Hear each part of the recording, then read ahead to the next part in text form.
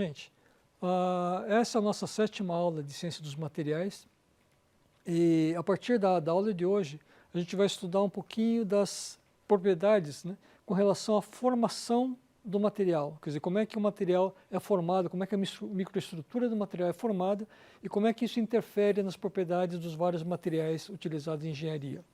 Então, até agora a gente veio estudando uma série de propriedades físico-químicas, né, principalmente físicas, como propriedades ópticas, térmicas, magnéticas, e a gente vai começar então a ver mais relacionado à parte das propriedades mecânicas do material. Bom, foi comentado lá no comecinho do curso, né, que a função do material, quando a gente usa o material em engenharia, né, esse material ele vai ter que obedecer a uma série de requisitos em termos de resistência mecânica, em termos de condutividade elétrica ou térmica, propriedades ópticas, de ser resistente à corrosão, né, a um certo tipo de ambiente e assim por diante. Então, esse tipo de requisito, né, é necessário para a aplicação e quem fornece esse requisito, né, esse objeto vai ser o tipo de material que eu estou usando para fabricar isso. E na hora de eu fabricar esse material, tá, então eu vou ter que ter um formato específico para fazer e na forma eu geralmente passo por um processo de conformação ou de mudança de formato, tá? Então ele tem um processamento para poder adquirir a forma. A gente vai ver nas próximas aulas, né, quais são os processos de fabricação que a gente usa para conformar o material, para dar a forma final do material. E dependendo do tipo de processo que a gente usa, tá, a gente altera a microestrutura do material. Então se a gente altera essa microestrutura, a gente altera uma série de propriedades do material. Então, as propriedades final do meu material ele vai depender de como está essa microestrutura, e essa microestrutura ela é modificada ao longo do processamento do material. Então, ele não depende só do material em si, se é aço, se é níquel, se eu estou usando material metálico ou não, tá? Se é material cerâmico. Então, entender como esse comportamento, tá, ocorre é importante na hora de a gente projetar, né, e escolher qual é o melhor material para uma determinada aplicação. Bom, das propriedades mecânicas, né, a mais básica que a gente tem é quando a gente aplica um esforço no material, tá, e a força pela área aplicada é o que a gente chama de tensão. Então essa tensão é o quanto o material vai ter que resistir para aguentar, né, um esforço mecânico, bem dizer, uma certa carga. Tá? E a gente representa por sigma, tá, a tensão, e aqui no caso é a força sobre a área. Tá? E a unidade que a gente usa no sistema internacional é o Newton por metro quadrado, ou unidade de Pascal de pressão. Está colocado aqui também que os americanos gostam de usar muito, americanos e os ingleses, né? A unidade dos americanos, que é o pound square inch, quer dizer, polegada por pounds por polegada quadrada, né, ou libra por polegada quadrada, que é um sistema de unidade americano. Junto com a aplicação da tensão, todo material que é tensionado ou que a gente aplica uma carga nesse material, esse material vai reagir de uma certa forma. E como é que ocorre essa reação? Essa reação ocorre por uma deformação física, né? Então, para poder resistir a esse esforço mecânico externo, tá, ele sofre uma deformação física. Então, a deformação ou essa variação dimensional em relação à sua dimensão inicial, tá, é o que a gente chama, né, delta L sobre L0, tá, a deformação, e apesar dele ser comprimento por comprimento, a gente coloca, né, unidade de deformação como milímetro por milímetro. Então é importante a gente colocar essa unidade milímetro por milímetro, não cancele metro por metro, milímetro por milímetro, né, que senão você vai ficar com uma unidade adimensional. Tá? Não é isso que a gente quer colocar aqui. Mas uma outra coisa é que essa deformação dos materiais, tá, ela só ocorre, tá, quando a gente tem o regime elástico ou regime elástico mais plástico. Então, toda deformação, ela necessariamente vai ter que passar por um regime elástico primeiro, para depois entrar no regime plástico. Não existe material que entra no regime plástico sem passar pelo regime elástico. Né? Bom, com relação a esse tipo de propriedades mecânicas, né, existe uma série de propriedades que a gente vai começar a estudar, que é o módulo de elasticidade, a resistência à tração, o limite de escoamento e a plasticidade ou fragilidade do material. O que são essas propriedades? Como é que a gente mede essas propriedades? O que isso representa? Né? Então, a gente fica fácil de entender esse tipo de propriedade quando a gente analisa um diagrama de ensaio de tração, onde a gente prepara um corpo de prova, né, com formato específico, né, e aplica uma carga nesse corpo de prova. Tá? Geralmente é uma carga de tração, e a gente vai então medir o esforço aplicado, então a tração aplicada nesse corpo de prova, tá? E as deformações que esse corpo de prova vai sofrer. Então, tanto o alongamento, como na seção transversal desse material, ou quanto vai variar a seção transversal desse material. E nessa relação, né, desse gráfico, onde tem tensão e deformação, à medida que a gente aplica uma tensão, o material começa a se deformar. Tá? Então, inicialmente, a gente vai obter essa região, tá, onde nós temos uma proporcionalidade, né, entre a tensão e a deformação, que é o módulo de elasticidade. A grande maioria dos materiais apresenta esse módulo de elasticidade, né, proporcional, ou seja, inicialmente é uma reta, né, e a partir de um certo ponto, de um certo limite, chamado limite de escoamento, o material começa a ter uma deformação permanente. Tá? O material começa a ter as ligações químicas rompidas e escorregamento de planos cristalinos, né? E então ele começa a ter uma deformação permanente, tá? E essa deformação ele prolonga até chegar, a gente considera esse ponto aqui como o limite de resistência do material, é a máxima tensão que esse material consegue suportar, tá? E até a ruptura do material. Tá? E, então, nesse tipo de gráfico, a gente consegue analisar uma série de fenômenos. Tá? Então, à medida que o material vai se alongando, né, ele vai ter uma deformação, ele vai reduzindo a seção transversal, vai formando o empescoçamento, né, nesse corpo de prova, ele vai reduzindo a seção transversal até se romper nessa região. Então, na verdade, essa região, tá, toda a carga aplicada, como a seção transversal reduziu, a tensão local aqui ele acaba aumentando. Né? Nesse gráfico, a gente não considera essa variação dessa seção transversal. Então, a gente tem a noção de que, ou a impressão, né, de que nesse gráfico a tensão está diminuindo até ele romper. Mas, na verdade, não diminui. Tá? Se a gente considerar a redução da área da seção transversal dessa amostra, tá, a gente vai ver que nesse gráfico, né, a tensão vai aumentando até chegar à ruptura do material. Tá? Bom, existe uma série de materiais onde esse comportamento varia. Tá? Nos considerados materiais frágeis, tá, esse limite elástico da relação deformação-tensão, ele tem a regime linear, e quando ele vai entrar no regime elástico ou na tensão de escoamento, tá, ele não consegue escoar. Tá? O material, a hora que ele começa a ter o rompimento das ligações químicas, ele rompe de uma vez. Ele tem uma clivagem no material, tem uma quebra abrupta, tá? Que, sem deformação plástica permanente.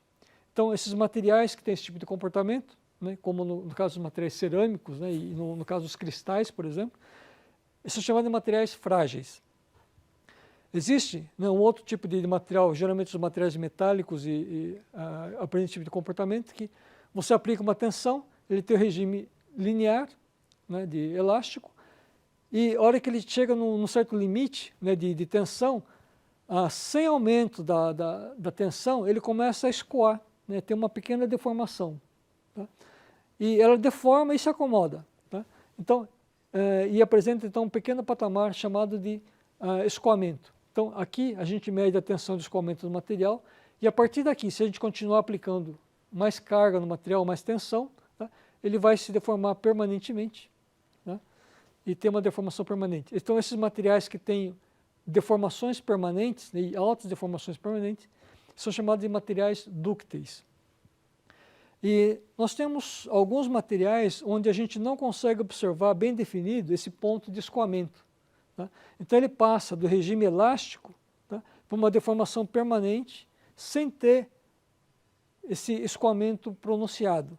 Então, nesse caso, para a gente definir o ponto da tensão de escoamento do material, a gente considera uma deformação permanente de 0,2%, né, do material, traça uma reta paralela, né, a essa curva da tensão de deformação, e nesse ponto, né, de encontro, a gente considera aqui a tensão de escoamento do material.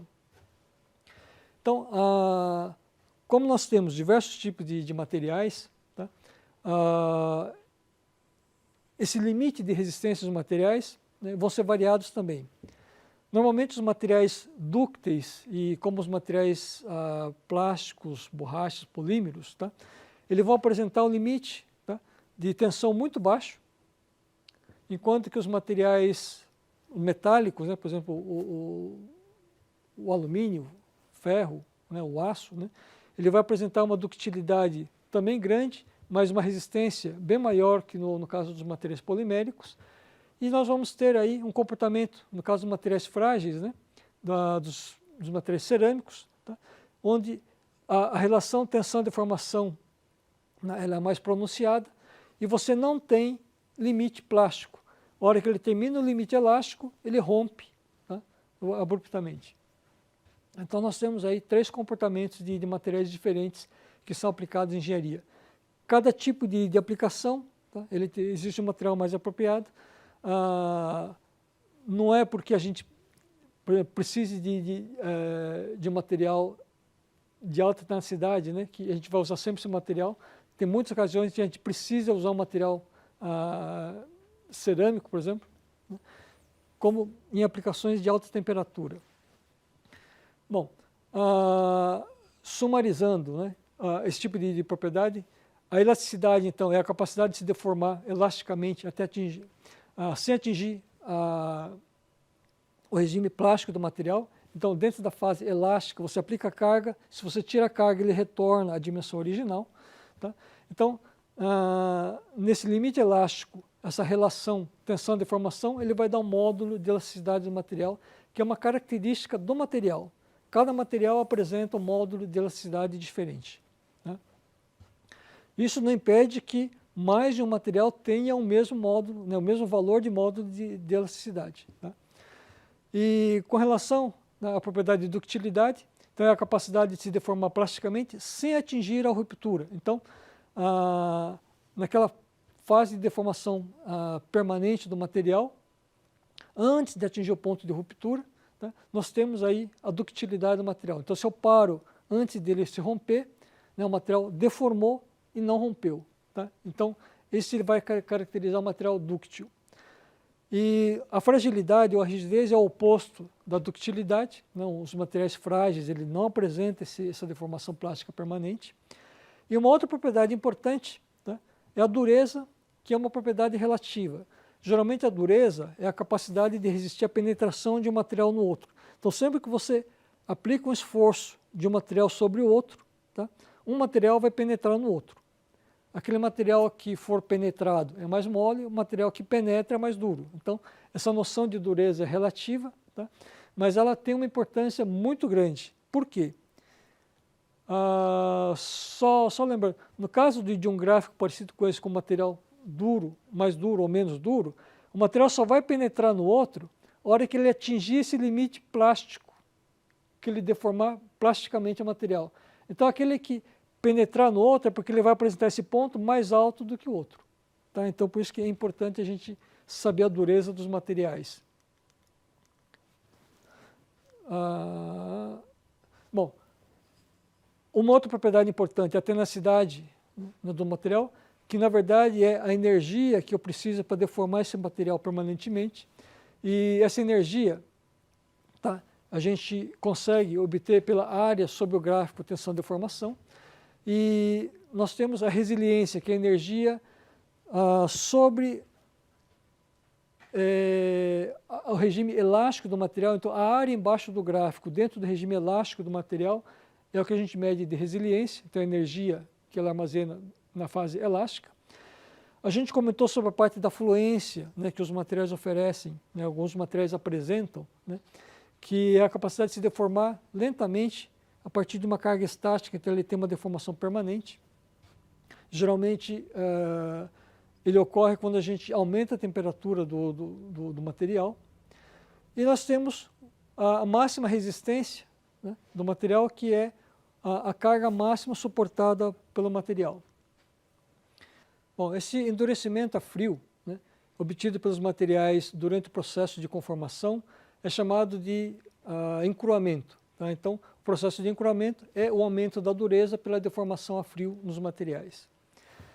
Bom, aqui a gente tem um exemplo da aplicação desse tipo de comportamento, onde a gente consegue fazer uma deformação a frio ou uma deformação a quente. O que tem de diferente entre um e outro? Quando eu faço uma deformação a frio, os materiais que são deformados, os grãos que são deformados, eles permanecem encruados ou permanecem deformados com tensões internas.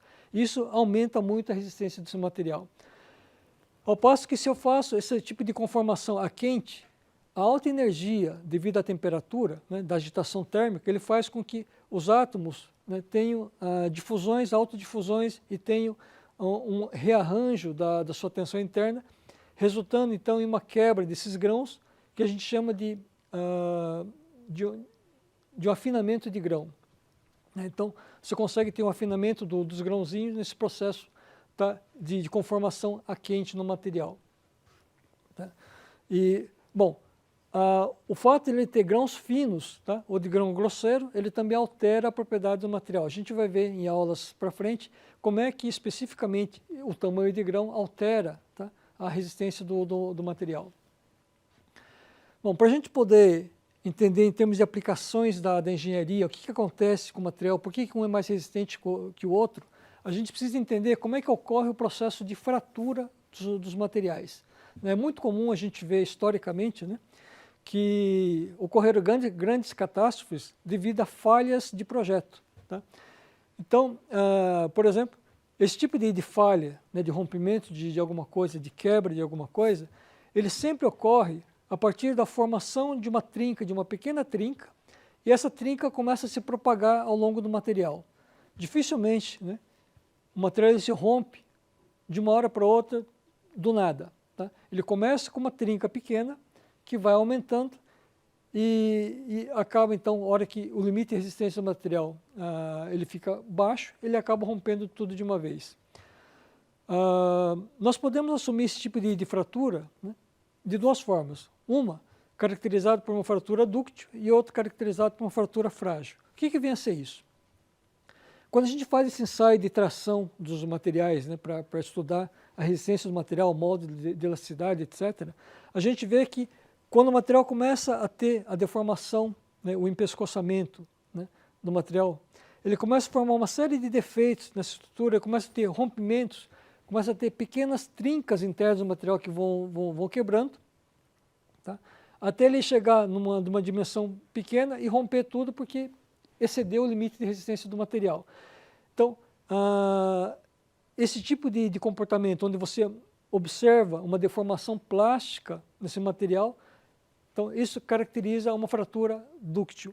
No caso de um objeto com fratura frágil, tá, a gente não observa, né, a gente observa aqui o diâmetro, né, da amostra, onde a fratura ele ocorreu em toda a seção transversal do material sem ter uma redução de área.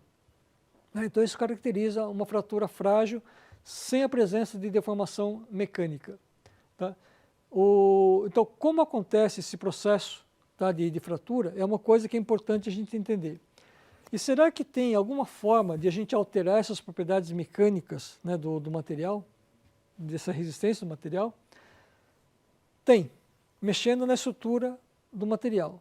Bom, e como é que a gente consegue mexer na estrutura química, né, ou na estrutura do material? A gente consegue mexer, né, nessa microestrutura fazendo uma série de, por exemplo, tratamento térmico ou de modificações nessa estrutura. O próprio tratamento de conformação mecânica, tá, a gente está alterando essa microestrutura e está alterando essa propriedade física. Tá? Bom,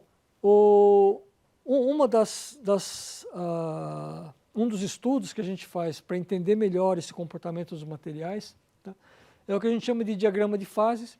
Esse diagrama de fases é onde a gente consegue representar as várias fases cristalinas que o material pode apresentar de acordo com a pressão e a temperatura e a composição química. Tá? Então, se você varia a composição química, ou varia a pressão, ou varia a temperatura, você vai modificando a estrutura e a gente, então, analisa quais são essas estruturas que aparecem variando esses parâmetros.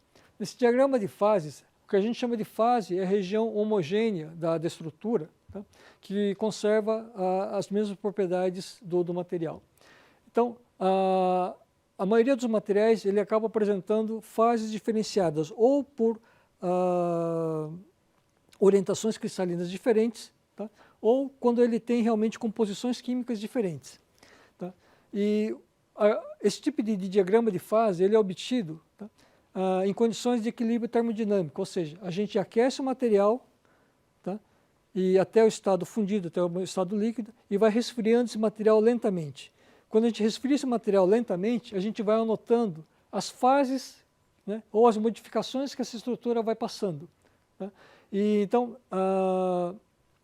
o problema é que esse tipo de tempo para estabilização da estrutura, para ele ficar no estado estável, tá? Ele é muito demorado. Então, de forma prática, isso não ocorre. Dificilmente a gente consegue obter um material produzido na indústria, né, que ele tenha um estado de equilíbrio termodinâmico. Tá? Então, normalmente isso não ocorre, tá? E a gente tem que fazer o uso de outro tipo de estudo para a gente poder entender como trabalhar com esse tipo de diagrama, ou como é que a gente consegue melhorar a microestrutura, tá? Ou de obter uma estrutura bem definida. O diagrama de fase, a gente tem aqui um exemplo de diagrama de fase, onde a gente tem representado aqui nesse eixo a temperatura e aqui, tá, a pressão que esse material está sendo submetido. E a gente coloca nesse espaço as fases presentes no material de acordo com a pressão e a temperatura. Nesse caso, a gente tem uma fase de um elemento simples, que é o cobre, então a gente só tem uma composição química. Mas se a gente tiver uma composição variável, tá, a gente vai colocar um outro eixo aqui, tridimensional, onde vamos ter nesse outro eixo a variação composicional do elemento, e para cada composição eu vou ter um gráfico parecido com isso, onde eu tenho aqui, nesse limite de temperatura, a fusão do material. Então, do lado direito eu tenho material fundido, do lado esquerdo o material sólido. Só que, se ele está fundido ou está sólido, ele depende de um outro requisito, que é a pressão. Normalmente, na pressão atmosférica, tá? Pressão de uma atmosfera, aqui nós vamos ter, então, o material sólido abaixo na faixa de 1.000, 1.100 graus, ou de 2.000 Fahrenheit. Tá? Então, eu tenho um material sólido. Acima disso, o material está fundido, está líquido. Tá? Mas se eu abaixar, nessa mesma temperatura, se eu abaixar a pressão, tá, eu vou obter esse material no estado gasoso, na fase vapor. Tá? Então, aqui nós temos nesse diagrama que a gente chama de ponto triplo do material, onde à esquerda desse material eu tenho sólido, para cima eu tenho líquido, e para baixo aqui eu tenho fase vapor. Então eu tenho praticamente os três estados da matéria quase que convivendo simultaneamente. Tá? Então esse é o estado triplo da matéria. Então, a partir desse diagrama, a gente consegue entender quais são as fases presentes no material. Quando a gente tem um material composto, tá? Quando tem dois ou mais componentes nesse material, a gente consegue montar um diagrama parecido, variando a porcentagem de um material, de 100% de um, até 100% do outro material. Então, no caso desse diagrama, a gente tem aqui representado o chumbo e o estanho, então uma liga de chumbo e estanho, e as várias fases presentes em função da concentração e da temperatura, tá, a gente coloca aqui nesse diagrama. Eu não estou mexendo na pressão, porque normalmente, tá, a pressão é a pressão atmosférica que a gente trabalha, então a gente elimina uma das variáveis, tá, desse tipo de estudo, para facilitar a gente colocar no diagrama. Então, para cada composição química, né, que eu tenho aqui de material, por exemplo, 100% chumbo, eu fundo o chumbo e vou resfriando lentamente. Tá? E ele vai passar, então, de líquido para sólido, tá? E aqui vai estar todo sólido. Aí se eu aumento a composição, por exemplo, 10% de estanho, 90% de chumbo, eu fundo o material e vou abaixando, né, a temperatura de tal forma que eu começo a ter uma solidificação de um material, então eu tenho sólido mais líquido, tá? Aqui eu tenho quase que tudo sólido, e eu tenho uma modificação aqui de sólido para sólido. Tá? Eu tenho uma mudança de estrutura nessa fase. Então, para cada composição eu vou fazendo esse tipo de estudo e observando como é que esse material se comporta. Então, se por exemplo eu pego uma liga aqui, ó, a liga 1, a alta temperatura no estado fundido, tá? Então acima de, aqui é 200 graus Celsius, né? Acima dessa temperatura, né, em torno de 300 graus Celsius, eu tenho material líquido.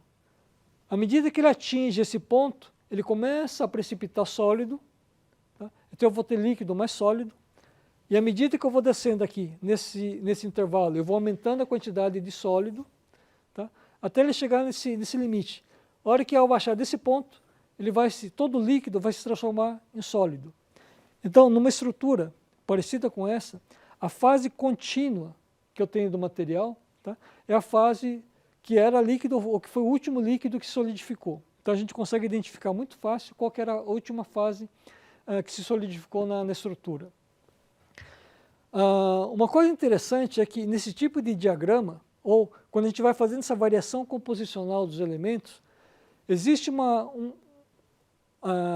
porcentagem, né, ou uma mistura, né, chamada de mistura eutética, que à medida que eu abaixo ele do estado fundido, que está no estado líquido, parecido homogêneo assim, tá? À medida que eu abaixo a temperatura, ele vem líquido até chegar nesse ponto e ele precipita, quer dizer, precipita, né? Ele transforma em sólido, né? Todo o material transforma em outro sólido homogêneo daqui para baixo. Tá? Então eu tenho uma passagem do líquido para o sólido, né, num único ponto. Tá? Então esse tipo de material, esse ponto é chamado de ponto eutético. Tá? E uma característica muito importante que eu tenho dessa fase eutética, tá, é que se eu considerar o oposto, eu tenho uma liga que eu quero fundir essa liga. Tá? Essa liga eu vou conseguir atingir a fusão dela 100% líquido, né, com menor temperatura se eu estiver utilizando uma mistura eutética, uma composição eutética. Isso quer dizer o quê? Que se eu estiver fora da composição eutética, né, até atingir todo o material fundido, eu vou ter que atingir uma temperatura mais alta que esse ponto. E normalmente essas temperaturas, tá, de fusão são temperaturas elevadas. Né? No caso dessa composição, como o chumbo e o estanho são materiais de baixo ponto de fusão, a gente tem uma temperatura aqui relativamente baixa de 200 graus. Mas no caso dos aços ou de outros metais, tá, essa temperatura, tá, ele está situado próximo de 1000 graus de temperatura. E eu trabalhar um componente, né, para trabalhar ele, para fundir ou fazer algum processo com esse material, eu tenho que utilizar altas temperaturas, ele me torna muito oneroso. Quer dizer, o custo, tá, de energético que eu tenho para poder aquecer o material, ele acaba sendo muito alto. Então, quanto mais baixo eu conseguir trabalhar essa composição, essa mistura, melhor. Então, trabalhar uma composição eutética, ele tem essa vantagem de eu conseguir trabalhar com menor temperatura, tá, os materiais. Que tipo de informação a gente consegue obter, então, desses diagramas de fase? Né? Então, tem coisas que são importantes, que é as fases presentes nas diferentes condições de temperatura, pressão e concentração ou de variação composicional. Nós temos, né, a solubilidade, né, de um componente no outro, dá para tirar esse tipo de dado a partir daquele gráfico, e nós temos quais são as condições, né, em que ocorrem as transformações de fase, em que pressão, em que temperatura ocorrem as transformações de fase desses materiais. E outra, a formação de novas fases de um sistema. Então, esses 4 itens são os 4 itens mais importantes que a gente consegue tirar de informação dos diagramas de fase e diagramas termodinâmicos. Aqui nós temos alguns exemplos, né, de uma liga monofásica e uma liga polifásica. Tá? Então, nesse material, nessas duas amostras, foi feito um polimento à superfície e um ataque químico para revelar os grãozinhos. Tá? Então a gente vê aqui que esse material, né, todos os grãozinhos, ele apresentam uma característica muito parecida, né, de material homogêneo, enquanto que aqui a gente observa ataques químicos diferentes dependendo da composição que eu tenho no material. Então, geralmente, uma liga polifásica, ele vai apresentar um aspecto diferenciado assim. Agora, nesse tipo de diagrama de fase, né, uma coisa que é importante a gente observar é que existem alguns diagramas que a gente chama de isomorfos, tá? Quando a gente tem apenas uma fase, né, do estado sólido, tá? Ou então quando ele é uma liga ou um diagrama de fase anisomorfo, onde você tem a presença de mais de uma fase nessa liga. Então nós temos, por exemplo, o aço, né, uma liga polifásica, tá? E aqui a gente tem a representação de um aço, né, a metalografia de um aço 1020, 1045, 1070, onde essa nomenclatura 1000 e alguma coisa, né, é uma padronização para as ligas de aço, tá? Onde esse 20 representa a variação centesimal da composição do carbono no ferro. Então, 1020 é o 0,20% de carbono, 1045 é um aço com 0,45% de carbono, o 1070 é um aço com 0,70% de carbono. E aqui então, a gente consegue observar que, à medida que a gente aumenta a concentração de carbono nessa estrutura, tá, ele vai tendo uma diferenciação, né, nas suas fases e no tamanho de grão. Tá? Então isso ele causa aí uma série de modificações da propriedade do material também. Bom, para a gente poder modificar essa microestrutura, tá, um outro diagrama que é muito utilizado e que, na verdade, a maioria dos metalúrgicos fazem uso é os chamados diagramas TTT, transformação tempo-temperatura, ou os diagramas TRC, transformação por resfriamento contínuo. Na verdade, esses dois diagramas são muito parecidos, só a forma de obtenção que é um pouquinho diferenciada, mas que não vem ao caso, né, para a gente destrinchar esse tipo de comportamento agora. Mas é importante saber fazer uso desse tipo de comportamento. Tá? E por que é importante isso? Isso é importante porque eu consigo usar esse diagrama na hora de eu fazer uma têmpera no material ou de um tratamento térmico, seja o tratamento de recozimento, normalização, austempera, revenimento e assim por diante. Nós vamos estudar numa aula para frente, né, quais são esses tratamentos térmicos, como é que a gente faz esse tratamento térmico, né? E só para mostrar como é que é um diagrama TRC, né? O diagrama TRC, tá? Ele tem esse tipo de comportamento, onde para a obtenção desse diagrama eu tenho que ter uma composição bem definida, então para cada composição, ou cada tipo de liga, eu tenho que montar esse diagrama, fazer um estudo desse diagrama para cada liga, onde uma amostra, né, dessa liga, ele parte do estado fundido, e eu vou resfriando com diversas taxas de resfriamento. Eu resfrio ele dentro do forno bem lentamente, resfrio ele ao ar forçado, óleo, na água, na salmoura, então eu vou variando a velocidade de resfriamento desse material e vendo como é que a variação da estrutura acontece. Então eu vou colocando nesse diagrama as variações da estrutura de acordo com a velocidade de resfriamento do material. Tá? Então isso é o que a gente usa para fazer o tratamento térmico dos materiais. Só que para a gente poder fazer esse tratamento térmico, tá, uma coisa que é importante é que a gente não consegue fazer esse tratamento térmico em qualquer tipo de material. Tá? No caso do vidro, que a gente viu a têmpera do vidro, tá? A gente conseguia fazer a têmpera do vidro porque o vidro tinha uma condutividade térmica baixa e ele permitia a gente fazer, durante o processo de resfriamento, uma variação de temperatura entre a superfície e o núcleo do vidro. Isso quer dizer o quê? De você criar uma tensão diferenciada entre o núcleo e a superfície externa do material. Como os metais, né, eles apresentam uma condutividade térmica muito alta, a gente não consegue produzir um gradiente térmico entre a superfície e o núcleo grande, de tal forma a ter essa tensão residual, tá? Durante o processo de resfriamento. Então isso vai acontecer por outro efeito. Que efeito é esse?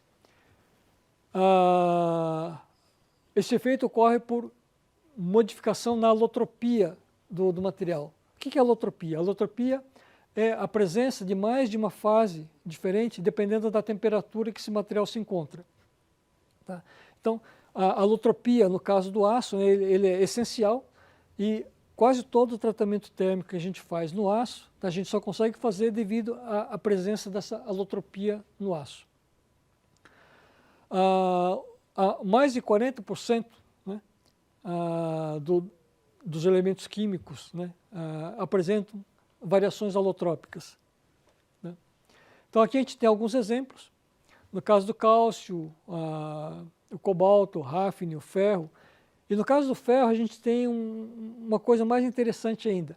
O ferro, na temperatura ambiente, ele apresenta uma estrutura cúbica de corpo centrado, só que à medida que a gente aquece ele a 912 graus, ele passa a estrutura de cúbica de face centrada. Então ele é uma estrutura um pouquinho mais aberta, tá? Então ele tem mais espaços vazios nessa estrutura. E a hora que a gente aquece mais ainda, a 1394 graus ele passa a ser CCC de novo, cúbica de corpo centrado. Então essas modificações na estrutura, principalmente essa modificação do CFC para o CCC, quando eu passo de uma estrutura mais aberta para uma estrutura mais fechada, mais compacta, tá? O que acontece é que nessa estrutura aberta, como o aço é uma composição de ferro mais carbono, eu consigo ter mais carbono dissociado, né, nessa estrutura CFC. Isso quer dizer o quê? Que quando eu resfrio ela, tá, que a estrutura se fecha, tá, esse carbono ele vai tentar sair para fora, ele vai ser empurrado para fora. Mas se eu resfriar muito rápido, eu não dá tempo do carbono difundir para fora da estrutura do aço, desse cristal do aço, ele vai deformar essa rede cristalina do cristal CCC, criando um cristal distorcido. Essa distorção, tá, é que causa um aumento na resistência mecânica do aço. Ele que vai dar a formação, por exemplo, da martensita, né, no aço.